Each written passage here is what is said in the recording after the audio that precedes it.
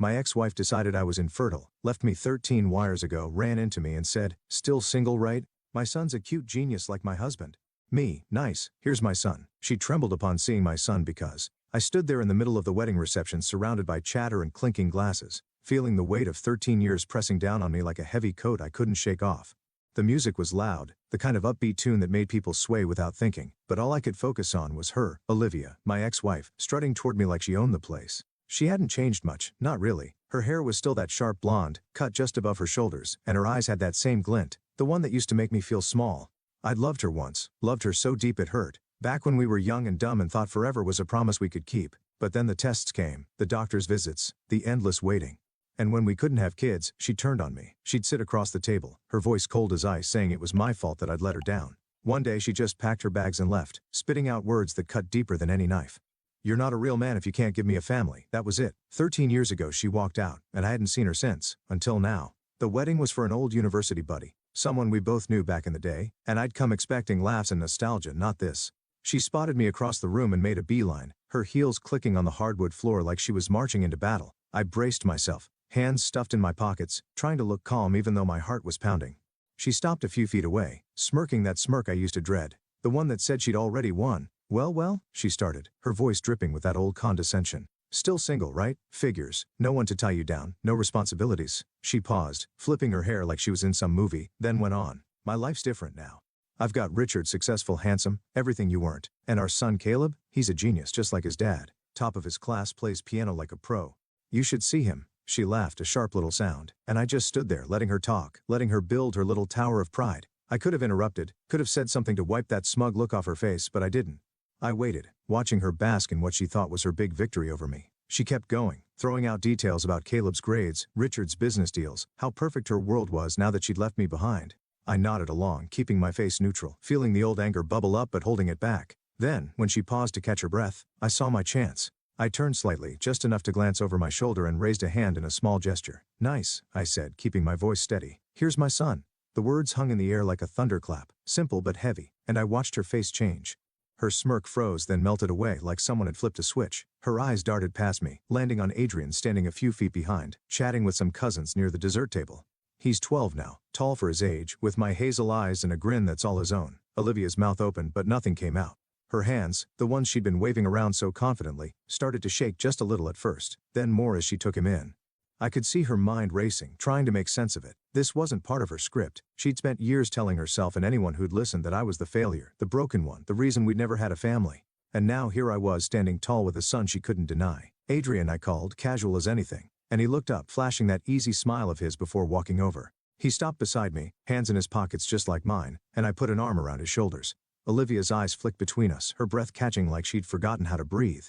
"This is my boy," I said, looking right at her, letting her see every bit of pride I felt. Her face went pale, the color draining out like water from a cracked glass. That confidence she'd worn like armor? Gone, shattered. For the first time in all the years I'd known her, Olivia looked lost, like the ground had dropped out from under her perfect little world. I didn't say anything else, I didn't need to. The truth was standing right there beside me, living, breathing proof that she'd been wrong all along. She stammered something, a half-formed question maybe, but I just smiled, small and tight, and let her flounder. Adrian tilted his head, curious but unbothered, and I could tell he didn't get the weight of the moment. Not yet, but I did. I felt it in my bones, the satisfaction of watching her crumble, not because I'd planned it, but because life had a way of setting things right. She'd left me thinking I was nothing, and now here I was, whole and happy, with a family she could only dream of breaking. The music kept playing, the party kept spinning around us, but for that one moment it was just me, my son, and Olivia's stunned silence. And damn, it felt good. 13 years ago, I thought I had it all figured out, standing there in my cheap suit at the university chapel, watching Olivia walk down the aisle in that white dress that made her look like something out of a dream. We were the perfect couple back then, or at least that's what everyone said. She was the loud, bright spark, always laughing, always pulling me into her orbit, and I was the steady one, the guy who'd follow her anywhere. We'd met in our second year, bonded over late-night study sessions and bad cafeteria coffee, and by the time we graduated we were inseparable. Marriage felt like the next step, the natural one. So we did it. Young, full of hope, believing love was enough to carry us through anything. I remember holding her hand that day, promising forever, thinking we'd build a life together, a house full of kids and noise and messy, beautiful chaos. But life doesn't care about promises, and when the kids didn't come, everything started to fall apart. At first it wasn't so bad. We'd been trying for a baby for a year, maybe two, and when nothing happened we just shrugged it off. "It'll happen when it happens," I'd say, kissing her forehead, and she'd nod, smiling that tight little smile that didn't quite reach her eyes. But then the months turned into years, and the doctors got involved, poking, prodding, running tests that left us both drained. I'd sit in those sterile waiting rooms, holding her hand, telling her it'd be okay, but the news was never good. They couldn't figure it out at first, just kept saying unexplained infertility like that was supposed to make sense. Olivia started to change after that. The smiles faded, replaced by this quiet, simmering frustration that I didn't know how to fix. She'd snap at me over nothing, burnt toast, a late night at work, little things that never used to matter. I tried to talk to her, ask what was wrong, but she'd just shake her head and say you wouldn't understand. I didn't, not then. Her family didn't help. Olivia's mom, Mrs. Hayes, was the worst of them. This tall, bony woman with a voice like a whip. She'd come over for dinner sometimes, sit there picking at her food, and then start in on me. "A real man gives his wife children," she'd say, looking at me like I was some kind of failure, her lips pursed tight. I'd grit my teeth, try to laugh it off, but it stung. "You're wasting Olivia's time," she'd add, glancing at her daughter like they were in on some secret I wasn't part of. Olivia wouldn't defend me, not once. She'd just sit there, staring at her plate, letting her mom's words hang in the air. Her dad wasn't much better, quieter, sure. But he'd nod along, muttering about how a family needs a legacy. It was suffocating, like I was drowning in their expectations. And no matter how hard I tried, I couldn't swim to the surface. I kept pushing though. I loved her. God, I loved her. And I thought if I just held on, we'd get through it. We tried everything. Diets, pills, some weird herbal tea that tasted like dirt. I'd drive us to appointments, sit through the awkward silences, tell her we'd figure it out together. But the more we tried, the colder she got. The passive-aggressive digs started creeping in, little jabs that cut deeper every time. "Maybe it's you," she'd say one night, staring at me across the kitchen table, her voice flat. "Maybe you're the problem." I'd laugh it off at first, tell her we were a team, but she didn't laugh back. The blame settled in, heavy and unshakable, and I started to wonder if she was right. The test never said it was me, not for sure, but they didn't rule it out either, and that was enough for her to latch onto. Then came the day she broke me. I'd been at work, a long shift at the warehouse where I was pulling extra hours to pay for the treatments, and I came home to find her sitting on the couch, bags packed by the door. She didn't even look up at first, just kept staring at her hands, twisting that ring I'd given her years ago. "I've met someone else," she said finally, her voice so calm it didn't sound real. I stood there dumbstruck, the air sucked out of me. "What?" I managed, but she just kept going. "He can give me the life I deserve," she said, standing up, smoothing her skirt like this with some business meeting. "I can't keep waiting for you to fix this." "Fix this?" I wanted to yell, to ask how I was supposed to fix something we didn't even understand, but the words wouldn't come. She grabbed her bags, looked at me one last time, those eyes I used to drown in now hard as stone, and walked out. Just like that. The divorce papers came a week later, cold and official, ending us with a few signatures and a court date. I didn't even fight. She was gone, taking every dream I'd had with her, leaving me alone in that empty house we'd once filled with laughter. I sat there that night, staring at the walls, wondering how it all went so wrong. I didn't cry, not then, but I felt it, this ache that wouldn't let go. She'd blamed me, her family had blamed me, and part of me started to believe it. 13 years ago, she walked away, and I thought that was the end of me. Turns out, it was just the beginning. After Olivia left, I was a mess. No point in pretending otherwise. I'd sit in that quiet house night after night, staring at the TV without really watching, just trying to figure out where I'd gone wrong. The divorce had gutted me, left me feeling like half a man, her words and her mom's echoing in my head. "You're the problem. A real man gives his wife children." I'd loved her so much, poured everything into us, and when she walked out, it was like she took my whole world with her. But I couldn't just sit there forever drowning in it. I had to move, had to do something, so I threw myself into work. The warehouse job wasn't glamorous, lifting boxes, driving forklifts, long hours with sweat and sore muscles. But it kept me busy, kept my mind off the empty spaces she'd left behind. I'd come home exhausted, crash on the couch, and do it all again the next day. It wasn't a life, not really, but it was survival, and that was enough for a while. Then Lucas showed up, my best friend since university, the guy who'd stuck by me through all the crap with Olivia. He'd call me up sometimes, check in, but I'd always brush him off. Didn't want to talk, didn't want to feel. One night though, he wouldn't take no for an answer.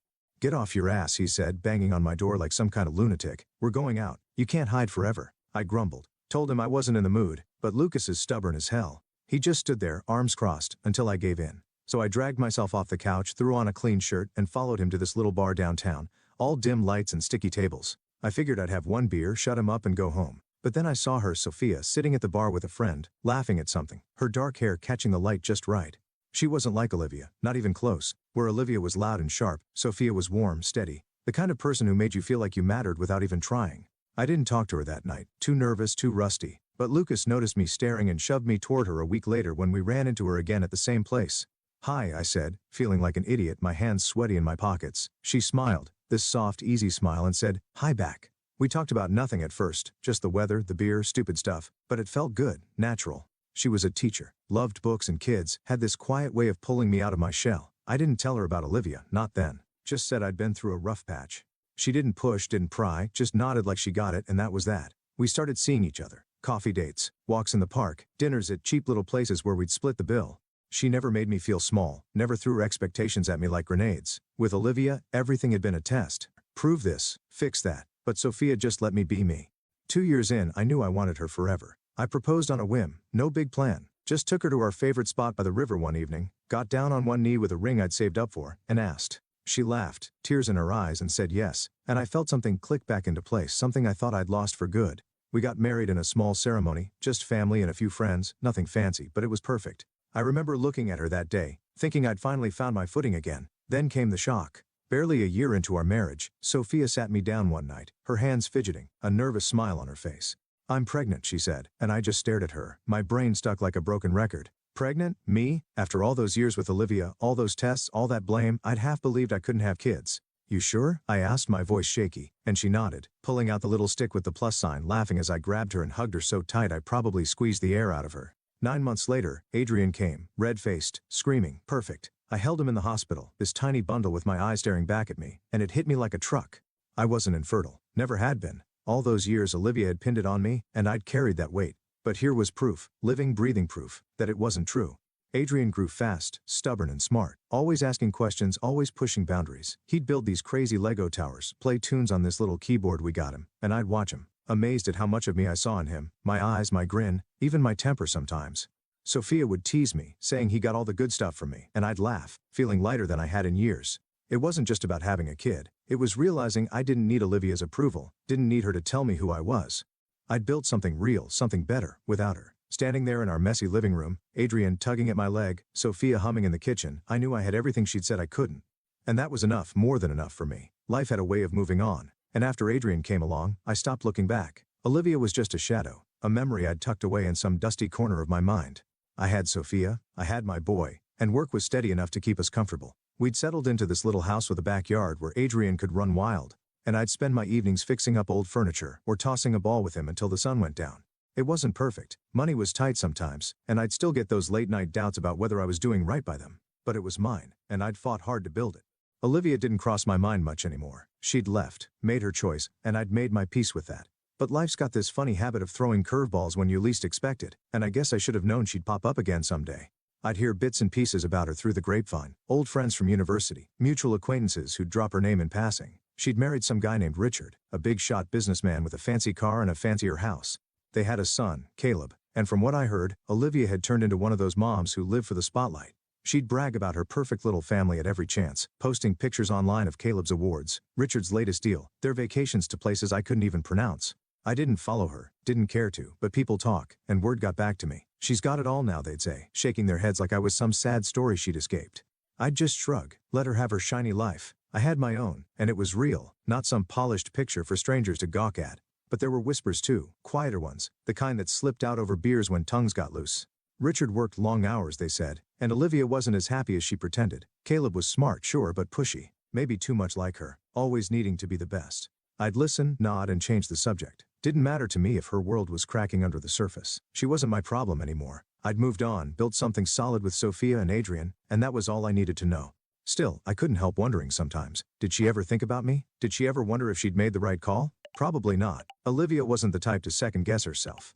Then came the wedding. Our old buddy Mark tying the knot with his high school sweetheart. A big party full of familiar faces from back in the day. I went solo. Sophia had a late shift at the school, and Adrian was at a sleepover, so I figured I'd show up, have a drink, catch up with the guys. It was loud, crowded, the kind of night where you lose yourself in the noise, until I saw her.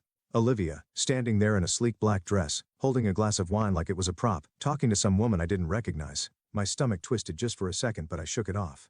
I wasn't that guy anymore, the one she'd broken. I grabbed a beer, found a spot by the bar, and tried to focus on the chatter around me. Didn't work? She spotted me, and before I could dodge, she was heading my way, that old smirk plastered on her face. "Well, look who's here," she said, stopping just close enough to make it personal. Her voice hadn't changed, sharp, like she was always one step ahead. Still hanging around the old crowd, guess some things don't change. I took a sip of my beer, kept my face blank, let her keep going. She did, of course. She always loved an audience. Me though, life's been good. Richard's killing it. As usual, just closed a deal worth millions. And Caleb? Oh, you should see him. Top 1% of his class. Genius level, really. Plays piano like he was born to it. So lucky to have a husband who can give me such a perfect child. She tilted her head, waiting for me to bite, to give her something to twist. I didn't. I just stood there, watching her build her little castle of words, letting her think she'd won whatever game she was playing. I could have walked away, could have let it slide, but something in me, maybe the old hurt, maybe just the chance to finally shut her up, kept me rooted. She kept talking, piling on the details, Caleb's latest award, Richard's new boat, how she'd upgraded from me. I nodded, sipped my beer, waited for the right moment. Then it came. She paused, smirking, daring me to say something. I set my glass down, turned just enough to catch Adrian in the corner of my eye. He'd shown up with Sophia after all, standing by the dessert table, laughing with some kids. I looked back at Olivia, "That's nice," I said. "Here's my son." I nodded toward Adrian, and her eyes followed, locking on him like she'd seen a ghost. She froze mid-sip, her glass trembling in her hand. Adrian glanced over, waved at me with that easy grin of his, and I waved back, feeling the weight of her stare. She didn't say anything, not at first, just stood there, her perfect little world tilting off its axis. I didn't need to explain, didn't need to rub it in. The truth was right there, plain as day, and she couldn't unsee it. My son, my life, was the answer to every lie she'd told herself about me. And for once, I didn't have to say a damn thing. Reality did it for me. The air at the wedding felt thicker the moment I said it. "Here's my son." And I watched Olivia's whole world shift right there in front of me, like someone had pulled the rug out from under her fancy heels. She'd been standing there, all smug and sure, tossing her perfect life in my face like it was some trophy I'd never touch. And now she was stuck, her wine glass halfway to her lips, her eyes glued to Adrian across the room. I didn't move, didn't say more, just let her look, let her take it in. He was over by the dessert table, picking at a cupcake, his dark hair a little messy from running around with the other kids. He's got my hazel eyes, my sharp nose, even that little smirk I used to flash when I was young and cocky. She saw it too. I could tell by the way her breath hitched, the way her hand shook just enough to make the wine slosh against the glass. For once she didn't have a comeback, didn't have some snide little jab ready to go. She just stared, and I let her. I could have left it there, could have walked away and let her stew in her own shock, but something kept me planted.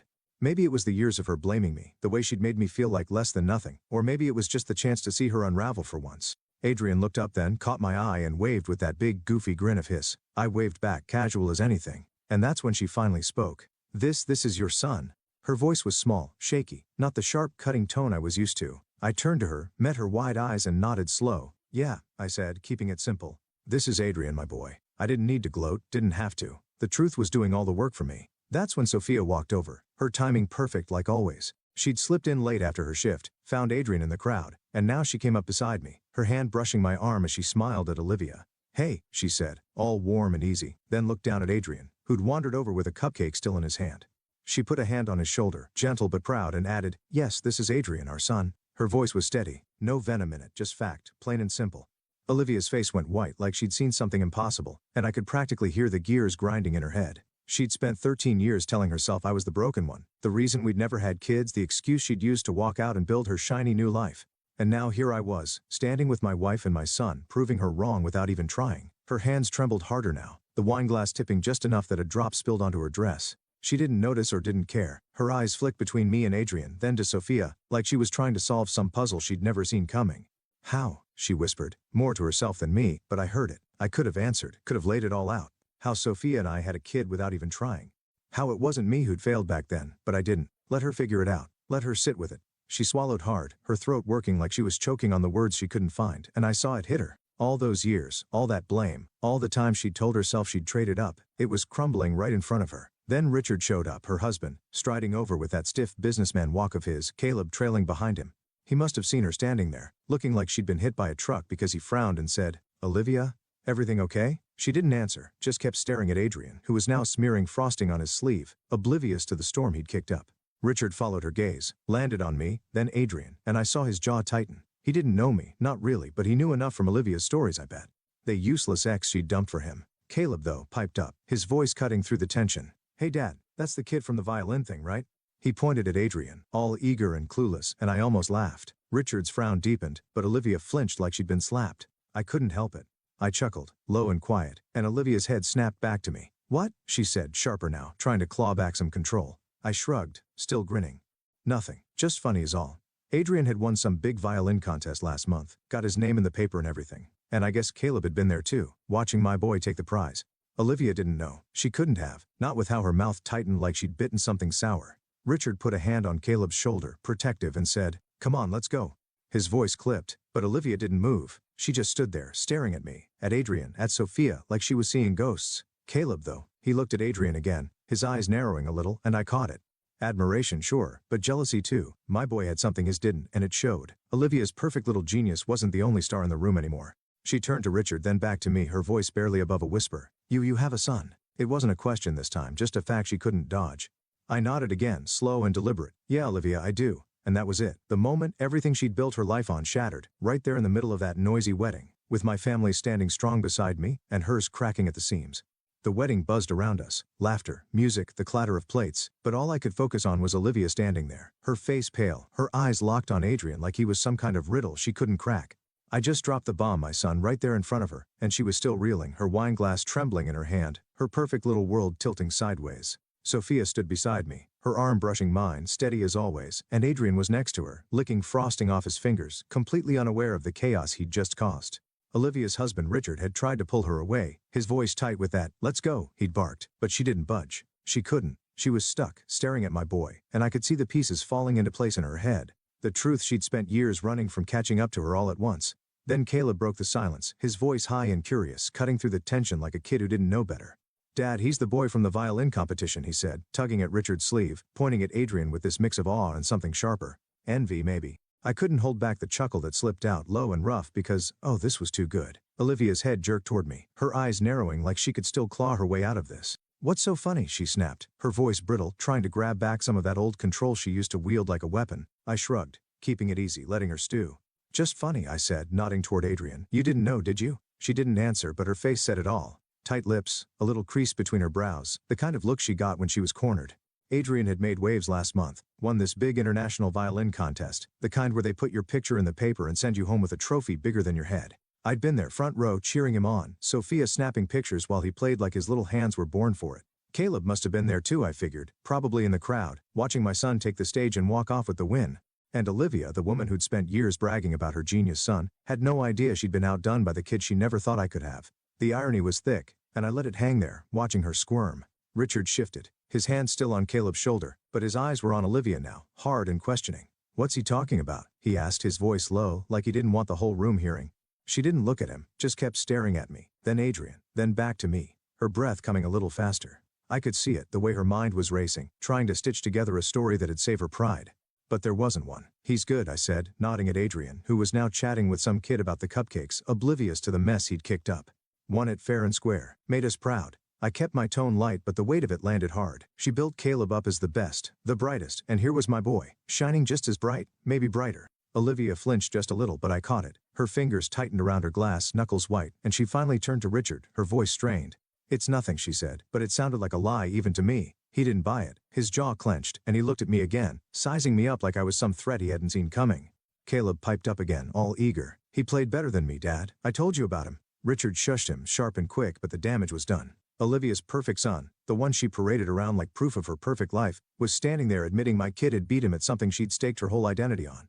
I almost felt bad, almost. But then I remembered all those years she'd blamed me, all those nights I'd sat alone wondering if she was right, and the pity dried up fast. She turned back to me, her voice low, barely steady. "So, you weren't infertile?" The question hung there, raw and desperate, like she needed me to say it out loud. I met her eyes, held them for a beat, and then shook my head slow. "No, Olivia," I said, keeping it simple, letting it sink in. "I wasn't." The words hit her like a slap. She blinked hard and took a step back, her heel catching just enough to make her stumble. Richard grabbed her arm, steadying her, but his face was dark now, suspicion creeping in. I didn't need to say more. She'd figure out the rest on her own, all those years she'd spent pointing the finger at me, telling herself I was the problem, and now the proof was standing right here, eating a damn cupcake. Silence stretched out, heavy and thick, and I could feel the weight of her mistake pressing down on her. She'd left me, built this whole life on the idea that I couldn't give her what she wanted, and now it was clear, crystal clear, that I could, that I had. Sophia squeezed my hand, a quiet little reminder she was there, and I glanced at her, grateful for the anchor. Adrian wandered back over, holding out a half-eaten cupcake. "Want some, Dad?" he asked, all innocent, and I grinned, ruffling his hair. "Sure, bud," I said, taking a bite, acting like this was just another moment, not the end of Olivia's world. She didn't move, didn't speak, just stood there, her perfect mask cracking, and I knew she'd never forget this. Neither would I, but for different reasons. For her, it was the moment she lost everything she'd clung to. For me, it was the moment I realized I'd already won. The wedding lights flickered overhead, casting shadows across Olivia's face as she stood there, still reeling from the truth I'd just laid bare. Adrian was my son, and I wasn't the broken piece she'd made me out to be all those years ago. Her eyes were wide, her breath shallow, and I could see the storm brewing inside her. The kind that comes when everything you've built your life on starts to crumble. I didn't say anything more, didn't need to. She'd asked if I was infertile, I'd said no, and now she was stuck with the fallout, her perfect little narrative unraveling right in front of me, Sophia and half the damn wedding party. Richard was still holding her arm, his grip tight like he was trying to keep her from falling apart, but his face was a mess of confusion, something darker. Doubt, maybe. Caleb stood beside him, shifting on his feet, looking between Adrian and his mom like he didn't know what to make of it all. And me? I just stood there, Sophia's hand warm in mine, Adrian munching on that cupcake, feeling the weight of 13 years lift off my shoulders. Olivia's hands curled into fists, her nails digging into her palms, and she opened her mouth like she was going to argue, fight back, anything to claw her way out of this hole. But if you weren't infertile, then she stopped mid-sentence, her voice cutting off sharp, and I saw it hit her. The realization wasn't slow. It crashed into her like a wave, hard and fast, and her eyes darted away from me, staring at nothing, like she was seeing every moment of our past replay in a new light. If I wasn't the problem, then who was? She'd spent over a decade blaming me, telling herself I'd failed her, using that to justify walking out, finding Richard, building this shiny new life. But now, with Adrian standing here, living proof I could have kids, the math didn't add up anymore. It wasn't me. It was her. I could have rubbed it in, could have twisted the knife and made her feel every ounce of the hurt she dumped on me back then. Part of me wanted to. God knows I'd earned it after all those nights I'd sat alone, wondering if she was right, if I really was less than a man. But I didn't. I just watched her, let her sit with it, let the silence do the talking. Her face twisted just for a second before she pulled it back, trying to shove that old mask of control back on. Too late though, the cracks were showing and everyone could see them. Richard's frown deepened, and he stepped closer to her, his voice low but sharp. Wait, Olivia, were we ever tested? He said it like a question, but it sounded more like an accusation, and I saw her flinch, her shoulders hunching just enough to give her away. She didn't answer him, not right away. Her eyes flicked to him, then back to me, then down to the floor, like she was looking for a way out that wasn't there. We didn't need to, she stammered, her voice thin, nothing like the confident snap she'd had earlier when she was bragging about Caleb. Richard's jaw tightened, and I could tell he wasn't buying it. Didn't need to, he repeated, louder now, drawing a couple of glances from the people nearby. You told me he jerked his head toward me, was the reason you couldn't have kids. You said it was him. His tone was hard, edged with something raw, and I realized he was piecing it together too. All those years, she'd fed him the same story she'd fed herself, and he'd believed it until now. I didn't stick around to watch the rest of their unraveling. I'd seen enough. Olivia's pale face, Richard's growing anger, Caleb's confused little frown as he tugged at his dad's sleeve. It wasn't my mess to clean up. Come on, I said to Sophia, squeezing her hand, and she nodded, her eyes soft but steady, like she knew exactly what this moment meant to me. Adrian looked up, crumbs on his shirt, and grinned. Can I get another cupcake? He asked, and I laughed, the sound cutting through the tension like a knife. Sure, bud, I said, ruffling his hair. Let's go. We turned to walk away, the three of us, my real family, the one I'd built from the ashes Olivia left behind. She called after me, her voice shaky but loud enough to stop me for a second. Wait, I paused, glanced back over my shoulder, saw her standing there with her hands half raised like she could pull me back into her orbit. We can talk about this, she said, desperate now, her eyes pleading. I looked at her, really looked at her for what felt like the first time in years. The woman who'd broken me, who'd walked out without a backward glance, was standing there begging for something. Answers maybe, or a way to rewrite the past. But I was done giving her pieces of me. No, Olivia, I said, calm and final, we've got nothing to talk about. Sophia's hand slipped tighter into mine, warm and solid, and Adrian tugged at my sleeve, impatient for that cupcake. I turned away, left Olivia standing there with her crumbling world, and walked back to the party, back to the noise and the laughter and the life I'd made. I didn't need to see her fall apart. I'd already won, not by tearing her down but by building something she could never touch, and that was enough. The wedding music hummed in the background as I walked away from Olivia, her voice still echoing in my ears. Wait, we can talk. But I didn't stop, didn't turn back, just kept moving with Sophia's hand in mine and Adrian bouncing ahead toward the dessert table. I could feel her eyes on me though, burning into my back like she thought she could will me to stay, to give her something, anything, to make sense of the mess she'd just stepped into. But I was done. 13 years ago she'd walked out on me without a second thought, left me broken and blaming myself. And now here I was, whole again, with a family she'd never dreamed I could have. She didn't get to pull me back into her world, not after all this time. I'd given her enough back then, my heart, my hope, every piece of me, and she'd thrown it away. This moment, this was mine, not hers. Sophia squeezed my hand, her fingers warm and steady, and I glanced at her, catching that quiet smile she always had when she knew I needed it most. You okay? She asked, soft enough that it stayed between us, and I nodded, letting out a breath I didn't realize I'd been holding. Yeah, I said, and I meant it. Seeing Olivia unravel, watching her perfect little life crack open right in front of me, it didn't feel like revenge, not exactly, but it felt right, like the universe had finally balanced the scales. Adrian darted ahead, grabbing another cupcake, and I laughed, the sound cutting through the weight of the moment. Slow down, bud, I called, and he grinned back at me, frosting already smeared on his chin. That was my life now, messy, loud, real, and I wouldn't trade it for anything. I could still hear Olivia behind me, her voice rising just enough to carry over the chatter. Richard, it's not what you think, she was saying, sharp and flustered, trying to patch up the hole I'd just blown through her story. I didn't look back, didn't need to. Richard's low-clipped response told me enough. Then what is it, Olivia? Explain it. He wasn't yelling. Not yet, but there was an edge there, the kind that comes when trust starts to slip. I kept walking, letting their voices fade into the noise of the party, but I couldn't help picturing her face. Pale, pinched, scrambling for words. She'd grabbed my arm as I turned to leave, her fingers digging in like she could hold me there, force me to fix this for her. Wait, she'd said, her eyes wide, desperate. I'd looked at her then, really looked, and saw the woman who'd once torn me apart now begging for a lifeline. No, I told her, pulling my arm free. We have nothing to talk about. And that was it, the last word I'd give her. Sophia nudged me, pulling me out of my head. You sure you don't want to stay and watch the fireworks? She teased, her eyes glinting with that playful spark I loved. I chuckled, shaking my head. Nah, I've seen enough. She knew what I meant. Olivia's World Catching Fire was a show I didn't need front row seats for. Adrian ran back over, holding out a cupcake he'd snagged for me, and I took it, ruffling his hair. Thanks, kid, I said, taking a bite, the sweetness hitting me just right. He grinned, proud of himself, and I caught his eye. Those hazel eyes, same as mine, full of life and mischief. We'd won, me and him and Sophia, long before this night even started. This moment was just the proof. I could feel the crowd shifting around us, the whispers starting to spread, people who'd caught bits of the drama, piecing it together over their drinks. Olivia had always cared too much about what people thought, always needed to be the one everyone envied. Now they were talking about her for all the wrong reasons, and I knew that it hit her harder than anything I could have said. I didn't care though, not my problem. I'd spent years carrying her judgment, her blame, letting it weigh me down, but I'd shed that a long time ago. Standing here with my family, I was free of it, free of her, and it felt damn good. We moved toward a quieter corner of the room, away from the dance floor and a growing of gossip. Adrian plopped down on a chair, kicking his legs, already eyeing the next dessert, and Sophia leaned into me, her head resting on my shoulder. She didn't see that coming, she murmured, and I snorted, wrapping an arm around her. Nope, guess she thought I'd just fade away after she left. Sophia tilted her head up, her eyes warm. Her loss, she said, simple and sure, and I kissed her forehead, feeling the truth of it settle in my bones. Olivia had walked out thinking she'd traded up, but I'd ended up with everything she'd told me I'd never have. A wife who loved me, a son who made me proud, a life that was mine. Back across the room I could hear Caleb's voice, small and hesitant, cutting through the murmur. Mom, what's going on, he asked, and I didn't catch her answer, just a low, strained mumble that didn't sound like the Olivia I knew. Richard's voice followed, sharper now, and I figured their night was about to get a lot longer. I didn't turn to look, didn't need to. I'd given her the final blow, not with anger or spite, but with the simple, undeniable fact of my happiness. She could wrestle with that however she wanted. I was done playing her game. I took another bite of the cupcake, handed the rest to Adrian, and pulled Sophia closer. The music picked up, the party rolled on, and I let it all wash over me, knowing I'd close that chapter for good. The wedding lights dimmed a little as the night wore on, the dance floor filling up with swaying couples and tipsy laughter, but I was ready to leave Olivia and her mess behind for good.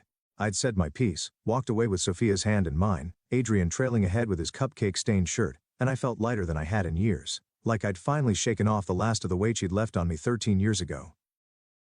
Her voice, that desperate weight she'd thrown after me, still lingered in my head, but I didn't let it pull me back. I'd given her nothing, no explanations, no arguments, just the sight of my family and the truth she couldn't dodge. Now we were over by the edge of the room, near the big windows looking out on the night, and I could feel the party shifting around us, the air buzzing with whispers that weren't my problem anymore. Sophia leaned against me, her shoulder warm against mine, and Adrian plopped down on a chair nearby, swinging his legs like he didn't have a care in the world. Can we go home soon, Dad? He asked, his voice muffled around a mouthful of frosting, and I grinned, nodding. Yeah, bud, soon, I said, ruffling his hair. He didn't know it, didn't need to, but he'd just turned Olivia's world upside down without even trying. All those years she'd spent telling herself I was the failure, the one who couldn't give her what she wanted, and here was my boy, living proof she'd been wrong. I didn't need her to say it out loud. Her face back there, pale, stunned, lost, had said it all, and now I was done, ready to walk out of this place and leave her to deal with the pieces. The crowd's murmur grew a little louder, and I caught snippets of it, people glancing toward where Olivia stood with Richard and Caleb, their heads bent together, voices low but tense. I didn't look, didn't want to, but then Caleb's voice broke through, small and shaky, carrying over the noise. Mom, did you lie about Dad? He asked, and it stopped me cold for a second, my hand stilling on Adrian's head. Sophia tensed beside me, her breath catching, and I knew she'd heard it too. I kept my eyes on my son, watching him dig into another bite of cupcake, but my ears were locked on that little question hanging in the air. Olivia's answer came, soft and stumbling. No, Caleb, it's not like that. But it didn't sound convincing, not even to a kid. Richard's voice followed, sharp and low, something about, we'll talk later. And I could picture him steering them away, trying to hold their perfect image together while it cracked at the seams. I didn't turn around, didn't need to see her scrambling to explain, didn't need to watch Richard's face harden or Caleb's confusion grow. The whispers spread like wildfire, Guests leaning in, passing the story along, turning Olivia's big moment of triumph into something else entirely. She'd always cared too much about what people thought, always needed to be the one everyone admired, envied, looked up to. Back when we were married, she'd drag me to parties just to show us off, her arm looped through mine, smiling like we were a surprise couple. When the kid thing fell apart, she'd blame me to save face, told everyone I was the reason we couldn't have a family. And now here it was, all coming back to bite her, her reputation, the one thing she'd guarded like gold. Slipping through her fingers in front of all these people she'd spent years trying to impress, I felt Sophia shift beside me, her hand sliding up my arm. "She's not going to let this go easy," she murmured, her voice low, and I nodded, knowing she was right. Olivia didn't lose gracefully. She never had. She'd fight to twist this somehow, to make it my fault or spin some story that'd save her pride. But it didn't matter. She could talk all she wanted. The truth was out there now, plain as day, and no amount of words could undo what everyone had seen. Adrian, my son, standing tall and real, was more than she could argue with. "Let her try," I said, keeping my tone steady. "I'm done with her games." Sophia smiled, that quiet, knowing smile, and leaned her head on my shoulder. "Good," she said, and that was enough. Adrian finished his cupcake, wiping his hands on his pants. Sophia groaned, but I just laughed and stood up, stretching. "Home now?" he asked, and I nodded, pulling him into a quick hug. "Yeah, let's get out of here." We started toward the door, weaving through the crowd, and I could feel the eyes on us. Not hostile, just curious, maybe a little odd. People who'd known me back then, who'd heard Olivia's version of our story, were seeing me now, seeing my family, and I knew they were rewriting it in their heads. I didn't stop to chat, didn't need their nods or their good-to-see-you lines. I closed the door on that part of my life the second I walked away from her, and I wasn't about to prop it back open. The cool night air hit us as we stepped outside, Adrian running ahead to the car, Sophia's hand still in mine. I took a deep breath, let it out slow, feeling the last of Olivia's shadows slip away. Back inside, she'd be dealing with the fallout, Richard's questions, Caleb's doubts, the whispers that'd follow her for weeks. But out here, it was just us. Me, my wife, my son, and the home waiting for us, full of love and laughter and everything she'd said I'd never have. I'd shut that door for good, and I wasn't looking back. The car hummed along the quiet road as we left the wedding behind, the glow of the venue fading in the rearview mirror, and I felt this calm settle over me, deep and steady, like I'd finally put something to rest. Sophia sat beside me, her hand resting on my knee, and Adrian was in the back, already half asleep, his head lolling against the window with cupcake crumbs still clinging to his shirt. The night was dark, stars poking through the sky, and I kept my eyes on the road, letting the rhythm of the drive smooth out the edges of everything that had happened. Olivia's face, shocked, crumbling, flashed in my mind for a second, but I pushed it away. She didn't get to take up space in my head anymore, not after tonight.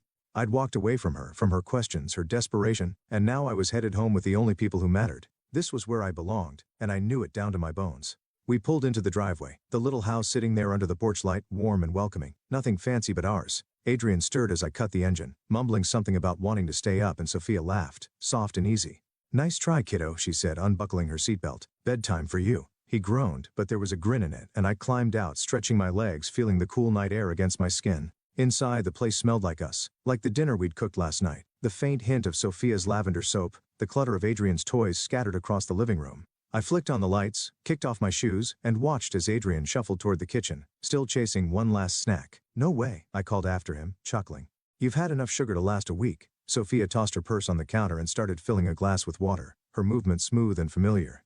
"He's going to crash hard," she said, glancing at me with that teasing smile I loved. "You might have to carry him up." I nodded, leaning against the doorway, watching her move around the kitchen like it was the most natural thing in the world. This was our life, simple, messy, full, and it hit me how far I'd come from those dark days after Olivia left. Back then I'd thought I'd never have this, never have a family, a home that felt alive. She'd convinced me I couldn't, walked out with her head high, leaving me to pick up the pieces. But here I was, surrounded by everything she'd said I'd never deserve. And it felt better than any revenge I could have dreamed up. Adrian wandered back in, yawning, and I scooped him up before he could argue, slinging him over my shoulder like a sack of potatoes. "Dad," he protested, laughing, kicking his legs half-heartedly, and I grinned, carrying him toward the stairs. "Time's up, buddy," I said, hauling him to his room while Sophia followed, flicking off lights behind us. I dropped him on his bed, dodging a playful swipe as he grabbed his pillow, and Sophia leaned in the doorway, watching us with that warm look she got when she thought I wasn't paying attention. "Brush your teeth first," she said, and he groaned again but obeyed, dragging himself to the bathroom. I sat on the edge of his bed waiting, listening to the water run, feeling the quiet pride that came with nights like this, ordinary, but mine. When he flopped back onto the bed, I pulled the covers up, tucking him in like I'd done 1,000 times. "Good night, kid," I said, and he mumbled something sleepy, already drifting off. I stood looking down at him, those hazel eyes closed now, his breathing slow, and felt this swell in my chest. He was everything I'd wanted back when I was with Olivia. Everything she told me I couldn't have. I'd believed her for too long, let her words sink in deep, but Sophia had pulled me out of that, given me this life without ever asking me to prove anything. I turned off his light, stepped into the hall, and found her waiting, her arms crossed, a playful glint in her eyes. "You're a softie," she said, and I laughed, pulling her close. "Only for you two," I shot back, kissing her quick before we headed downstairs. We ended up at the kitchen table, just us, the house settling around us with little creaks and sighs. Sophia poured us each a glass of water, and we sat there talking about nothing. Her day at work, Adrian's latest school project, letting the night unwind. Then she grinned, leaning forward. "So, how'd it feel seeing her like that?" I took a sip, thinking it over, the memory of Olivia's stunned face flickering back. "Good," I said finally, honest. Not because she was falling apart, but because I wasn't. "I've got this you, him, us, and she can't touch it." Sophia nodded, her hand sliding across the table to cover mine. "She never could," she said, and I knew she was right. I didn't care about revenge, never had. Olivia's life, whatever mess it was now, was her own doing. She'd made her choices, built her world on lies, and tonight those lies had caught up to her. Me? I didn't need her to suffer to feel whole. The truth? Adrian, Sophia, this home was enough, more than enough. I squeezed her hand, stood to rinse our glasses, and felt the last of that old hurt slip away. We climbed the stairs together, checked on Adrian one more time, then fell into bed, her head on my chest, my arm around her. The house was quiet, alive with us, and I knew. Right then I was exactly where I was meant to be. Let Olivia live with her regrets. I had everything I needed right here. After listening to today's story, perhaps it has raised some new questions in your mind, or maybe it has brought back some old memories. Every day on Reddit, new experiences and moments create fresh stories, and they connect all of us. Everyone has their own unique journey in life, and we all try to understand the world in our own way. These kinds of moments remind us that we are all human, sometimes happy, sometimes sad, and always learning something new. If you enjoyed this story, feel free to share it with your friends. Your thoughts and feedback are always valuable to us, as they motivate us to create even better content. Every story has its own unique angle, and our goal is to understand everyone's perspective and make our content diverse and relatable. Stories like these help us realize that life's journey is different for everyone, and by hearing other stories, we learn something new. You can also share your own stories with us. Your experiences are valuable to us as well, and if you enjoyed this video, please leave your feedback. We aim to create content that brightens your mind and gives you new ideas every time. If you've already seen this video before, your feedback is still important. With every piece of feedback, we can improve our content and bring a new perspective to our viewers. Today, what we saw was just a small part of the many stories shared on Reddit and across the world. It's a reminder of how we all try to understand life by sharing our experiences with each other. This video was only an example of how we try to connect with others through storytelling, learning about different sides of life. We hope to continue sharing such stories that help us all learn and grow together. Thank you for your time, and don't forget to keep an eye out for more stories coming soon. If you haven't already, please like and follow for more amazing content. Your support keeps us going, and we will strive to bring you more thought-provoking and heartwarming stories. Until next time, take care and stay curious. **